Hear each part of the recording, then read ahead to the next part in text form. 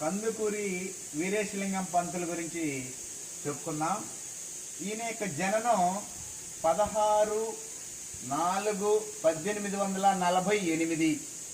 జన్మస్థలం వచ్చేసి రాజమహేంద్రవరం, ఈనాడు రాజమండ్రి పేరుతో పిలువబడుతుంది.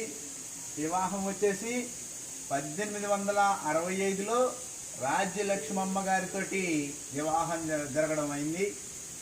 ఈయన ఆంధ్ర సాంస్కృతిక పునరుజ్జీవన ఉద్యమకారులుగా గుర్తింపు పొందిన్నారు.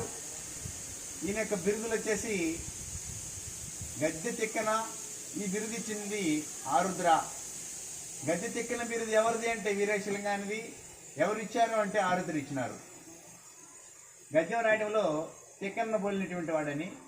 రావు బహదూర్ అనేటువంటి బిరుదు అన్నది 1893లో వచ్చింది. దక్షిణ భారతదేశ విద్యాసాగరుడు అనేటువంటి బిరుదు కూడా ఉన్నది.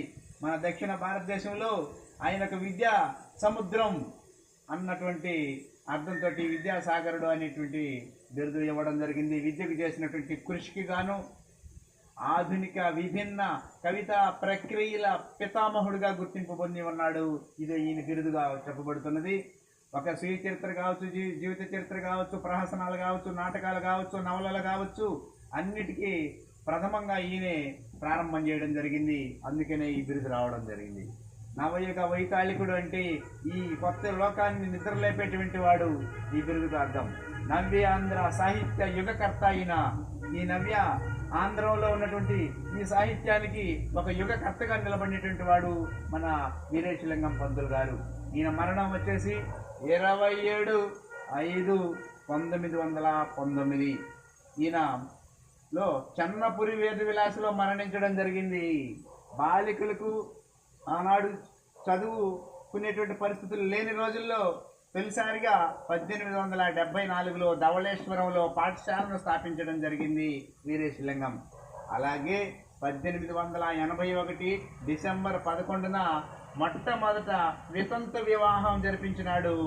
భర్త చనిపోయినటువంటి స్త్రీలకు మళ్ళీ వివాహం చేసుకోవచ్చు అని. అలాంటి వివాహాలను, మొట్టమొదటి వివాహాన్ని 1881లో ఆయన జరిపించడం జరిగింది. వీరేశలింగం పంతులు గారు సమగ్ర పరిశీలన అనేటువంటి పేరుతో వీరేశలింగం పంతులు సమగ్ర పరిశీలన అనేటువంటి టైటిల్తో ఈయన అక్కిరాజు రమాపతిరావు గారు ఈయన మీద విపుల పరిశోధన చేయడం జరిగినది. ధన్యవాదాలు.